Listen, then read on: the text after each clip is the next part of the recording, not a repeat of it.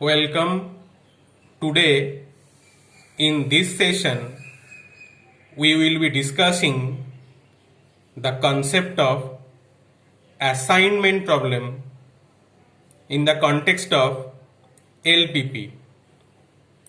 This is basically a minimization linear programming problem, and it has some special algorithm to find its optimal solution. Directly, we are moving into an example to illustrate the concept. As it is given in the screen, there are 4 jobs A, B, C, D, and there are 4 employees 1, 2, 3, 4. For each employee against each job, the cost is given in the matrix. For example, employee 1 will take rupees 45 for doing job A. He will take rupees 40 for the job B, 51 for the job C, and rupees 67 for doing the job D. Similarly, for the other employees also, the charges are given against each job.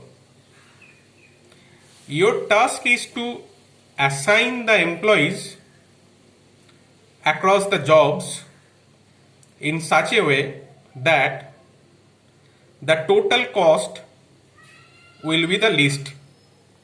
The total cost will be the minimum. To find the optimal assignment, the first step is the row reduction step. That is, we have to subtract from each element of a row with respect to the minimum element of that row. For the first row, the minimum element is 40. So we need to subtract 40 from all the elements of first row. So 45 minus 40, it will be only 5 for the first element, like this. This row operation is giving a matrix like this. The first element is 5, the second one is 40 minus 40 means 0, similarly the other one. So the row operation is basically a subtraction of minimum element of each row from all the elements of that row only. After performing this row operation, the same kind of subtraction operation is to be done with respect to columns. That is called column operation. So for the first column, the minimum is 0 here. 5, 15, 1 and 0. So we need to subtract 0 from each of the elements of first column.